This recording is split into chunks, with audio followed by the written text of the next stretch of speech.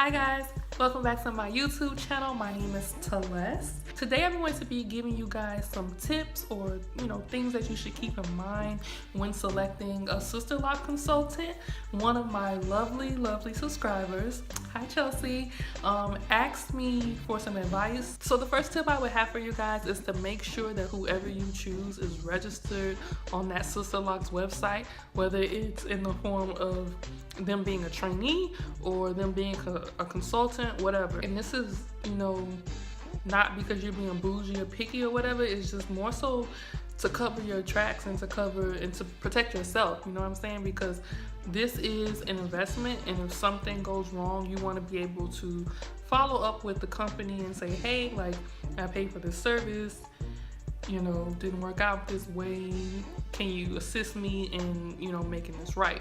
If you choose someone that's not registered on the Sisterlock's website and you have a problem, they just gonna be like, well, that's too bad. Like, you should have chose somebody on the website. There are some cases where there are consultants who used to be on the website. They're not on the website anymore, but they still have a good reputation for Sisterlocks. If that's something that you want to do, you'd have to do that at your own risk. The second thing I would keep in mind is to make sure that the consultant has an accessible workbook.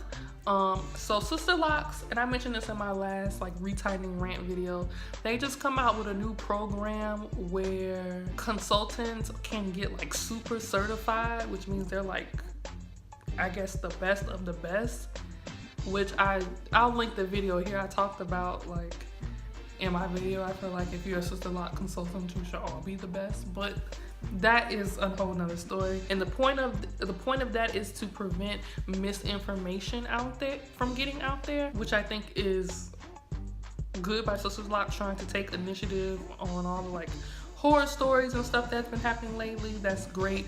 I say all that to say, just because, and Chelsea asked me this, just because someone is super certified doesn't mean that you don't need to check their work. Regardless of who you select, make sure that they have an accessible workbook. I would argue that they should have some type of social media page or Facebook page or some type of business website where you can go to their page and see recent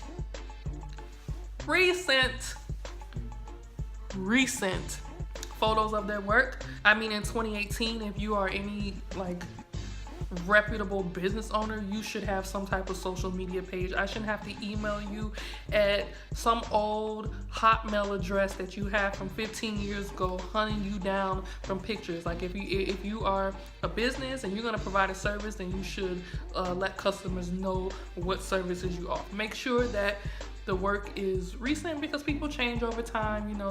Some people get better, and to be quite honest, some people get worse. So you just want to make sure that you can see as close to as possible what you will be getting. The third thing that I would keep in mind is select a consultant that makes you feel comfortable. You should feel comfortable with the way that they talk to you. I know a lot of hairstylists in general are and just in my personal experience, are kind of pushy and I don't know, they can just be kind of weird sometimes. So you just want to make sure that you select someone and when I say pushy, I mean select somebody that when you ask them questions, they don't make you feel like it's a dumb question, or they don't answer it really fast, or try to explain it. If you ask your consultant a question, they should answer it to they should answer it to the best of their ability, and they should do it in a respectful way. You want to feel okay, I have all the information that I need going forward. If you feel like you don't have all the information going forward and you feel a way about asking for that information, then that might be a sign that you might need to move around to another. So the next tip I would give you is to make sure, it's actually two tips. It's one, measure your hair before going to any consultations. Usually if you go to some a website of the consultant that you're interested in, or the social media page, sometimes, maybe not the social media pages, but if you're going to a shop and you visit I don't know, like their style seat page as an example. Sometimes they have the prices listed for like what the Sisterlock prices start at. So they might have like 5 inches start at like $6.50, additional $25 nah, it's gonna be like probably 50, additional $50 for each inch. So if you measure your hair as you're checking these pages, you'll kind of have a good idea about how much you'll have to pay going into the consultation. Now that can change based on density. I've never seen like density added anywhere on the page because everybody's head is different, but at least you get some sort of idea what you're like walking into. Another tip, and this goes along with it, is to make sure that you're comfortable with the pricing. I had 2 consultations before I got my Sisterlocks established, and I had measured my hair going into both of my consultations. The first consultant, she came up with the same measurements, and she actually was gonna charge me a lesser price than what I had like calculated based on her prices. And then the second consultant, we came up with different measurements. She actually charged me for the longest part of my hair. Her price was more than what I expected when I went in there. So in the end, the 2 different prices were drastically different from each other. Like, I'm talking hundreds and hundreds of dollars. And so in the end, I ended up going with the second consultant, the one who was gonna charge me more, just because I was, you know, satisfied with her work, and at the time she was more convenient. But for a while and I'm not, you know, blaming her or anything of that nature, because I love my hair and I think she did a good job, but for a while that kind of didn't sit well with me, because I'm like, you know, well, like, why was like they're drastically different, and like I took my own measurements and it's closer to the first consultant, like, you know, like what's going on here? So I wasn't really like ecstatic about that. Plus, she had quoted me a price, and when I went in to get my locks established, she measured my hair again, and she's like, oh, it's grown another inch,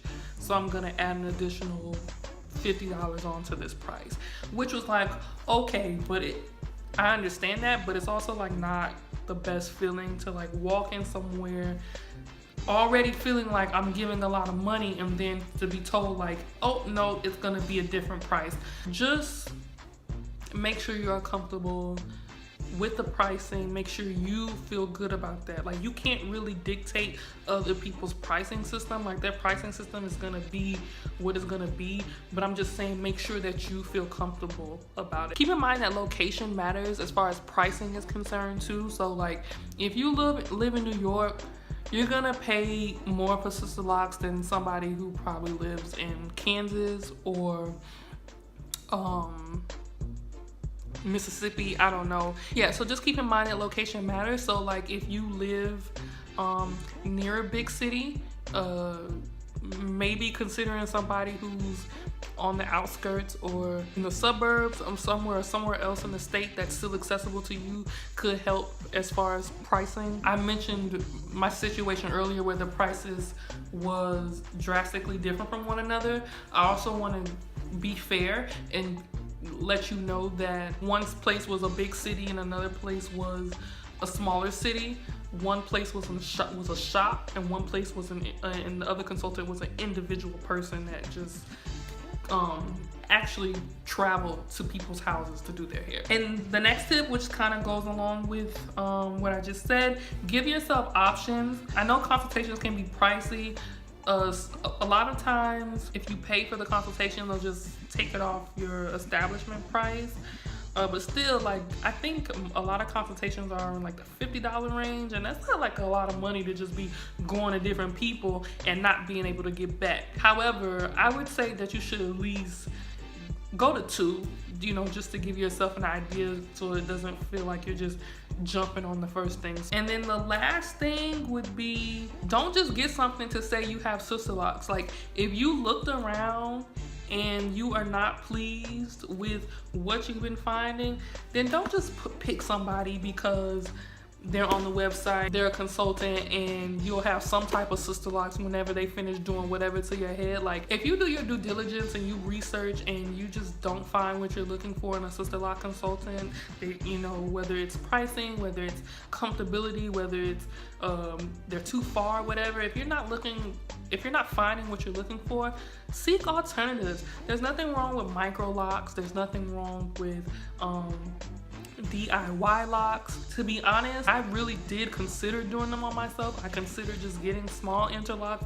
I really considered a lot of different options, and Sisterlocks just kind of just worked out. My mom, for example, she considered Sisterlocks and she was like, no, I'm not about a Sisterlock price. So just make sure that you consider all the possibilities. You can still get the same look maybe with a variety of different methods. These are tips that should make it easier on you in this process. If you have any other questions, please let me know. I just want to thank you guys so much for watching, and I will see you guys in the next video. Bye.